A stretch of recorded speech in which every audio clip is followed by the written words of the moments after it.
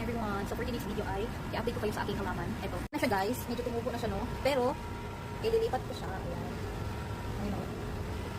Tapos, pasensya na kayo guys. Medyo maingay ngayon kasi dyan sa AC na yan. Ayan. Ang ganda ng panahon. By the way guys, ang gagawin ko for today's video ay ito, may nakuha na akong bagong lupa. Ayan. Pabili na din kami ito. Ready, start it! Shopping! Pagka ito yung mga DIY mag lalagyan ko ng butas at saka ano ko siya guys, lagyan siya ng lupa kasi kakanin pa ako ng ano na, try lang ito guys kasi pa-fall naman ito. So, siguro